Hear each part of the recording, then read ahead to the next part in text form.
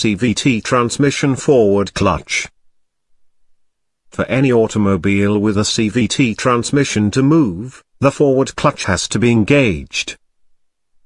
The essence of the CVT is in the way it operates. In the CVT, you will find two variators pulleys, a steel belt, a high-pressure oil pump, a valve body with solenoids, and a planetary gear set. All CVT units have a planetary gear set for reverse operation, and two clutch packs, for forward and reverse. Instead of a chain like a bicycle, the CVT uses a belt that rides on the surface of the variator pulleys. An analysis of the CVT says that its operation is as simple as the speed sprockets of a bicycle.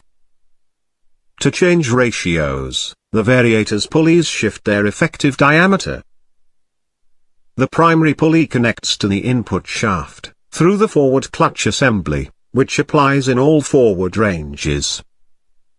This is a normal wet clutch component array, like those on a regular automatic transmission. The primary variator pushes the secondary variator pulley, with a segmented steel belt. As seen in our other articles, the TCM controls the ratios by modulating solenoids, that modify hydraulic pressure at each variator. In reverse, the forward clutch is released and the reverse clutch applied, holding the carrier to the case. Power flows clockwise through the input shaft to the annulus gear. Since the carrier is held in place, the sun gear will rotate counterclockwise. The sun gear is connected to the primary variator and, simply put, you have reverse. When we place the lever and drive all low, power flows from the torque converter, through the input shaft, through the applied forward clutch, to the sun gear assembly. The sun gear is mounted to the primary variator, so the input basically bypasses the planetary gear set. Since nothing is held, the gear set just idles as in neutral. There are CVTs without torque converters. CVTs without a torque converter are typically driven through a dual-mass flywheel, or a torsional damper plate, that connects the crankshaft to the input shaft. The BMW Mini Cooper VT1F, the Audi A6 and A81 Joule, and Honda Civic CVTs are examples of this type of CVT. To prevent the engine from stalling when the transmission is placed in gear, or when it comes to a full stop, a clutch inside the transmission must release. The Mini Cooper and the Audi release the forward or reverse clutch, while the Honda Civic CVT releases a start clutch, in both drive and reverse. These clutches are duty cycle pulsed, on and off, very frequently and are susceptible to failure. This can cause a variety of complaints, such as chatter on takeoff, sudden slipping, or conditions that feel like neutral, unusual idle fluctuations, or a loss of uphill climbing function.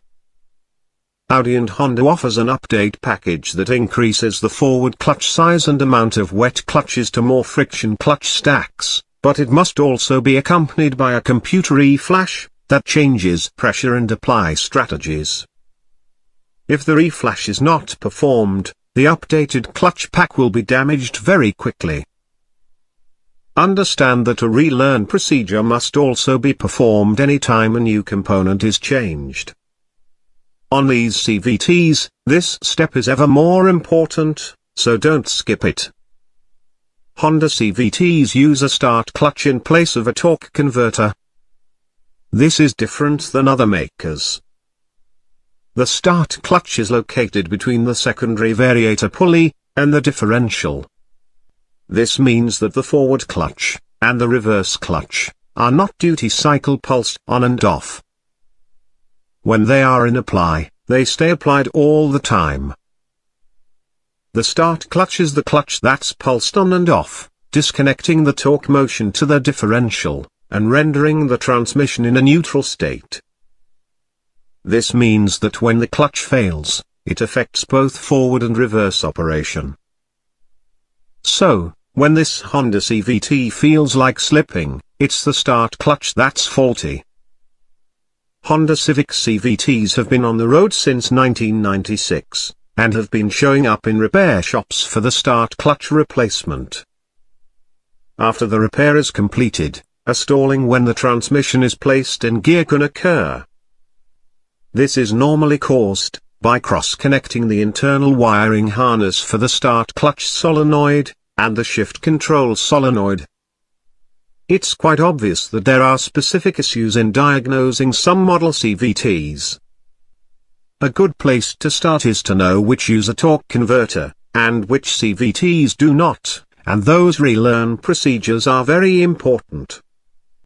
The challenge for the modern repair shop will be to stay informed about their individual unique strategies and construction.